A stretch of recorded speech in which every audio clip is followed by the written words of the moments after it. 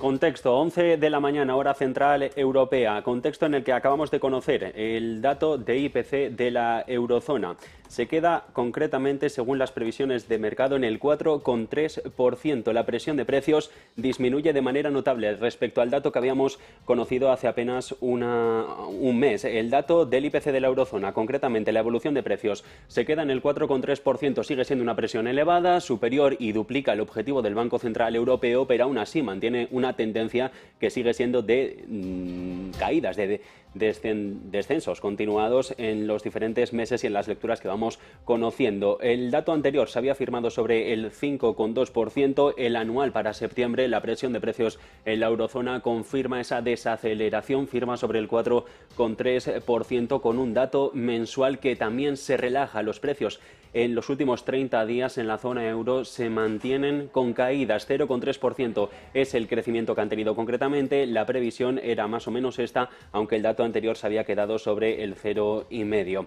Miramos a otros indicadores, los que hemos conocido del IPC subyacente, la que excluye por volatilidad precios de los alimentos o la energía. En este caso el IAPC se queda con una subida del 0,2%, algo menor del dato del mes pasado, y sobre todo es el dato más relevante es el interanual, y rebota un 5,5% cuando la lectura anterior se había quedado sobre el 6,2%. Si miramos al dato subyacente, vemos cómo para observar esa inflación más sticky, más pegajosa, de la que han hablado diferentes gobernadores de bancos centrales, también la presidenta Christine Lagarde, se queda en este caso sobre el 4,5%. Hay una relajación con respecto a los números de hace un mes que firmaban sobre el 5,3%.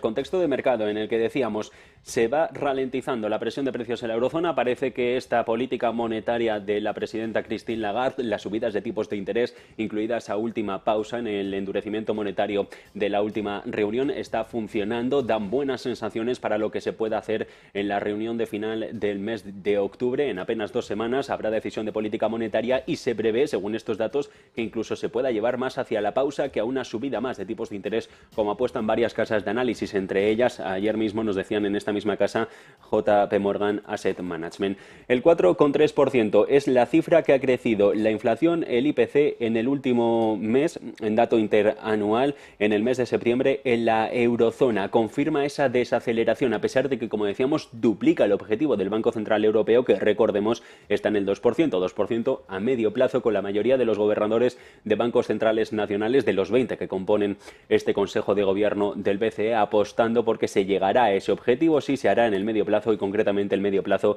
se dice que pueda ser 2025. Eso sí, con estos datos se justifica también que los tipos estén altos. 4,5% los tenemos ahora mismo en la eurozona, el tipo de refinanciación principal, durante más tiempo. Más tiempo, no nos dicen cuántos meses, aunque precisamente eran hace 48 horas cuando una encuesta de Bloomberg ya daba cuenta de que posiblemente el pivote, es decir, el cambio de dinamismo en política monetaria, de las subidas a las bajadas de tipos de interés, no lo veríamos hasta bien entrado el segundo semestre de 2024. No lo veríamos, según en la encuesta de Bloomberg de hace 2 días, hasta septiembre de 2024. Ese cambio de tendencia y ese pivote en la política monetaria del Banco Central Europeo. De momento, el dato es este, el último dato de la jornada. La última hora pasa por la economía y precisamente por este dato de inflación. El IPC en la eurozona, dato interanual para septiembre, crece un 4,3%, en línea con más o menos lo que esperaba el consenso de mercado, pero muy por debajo, casi un punto porcentual por debajo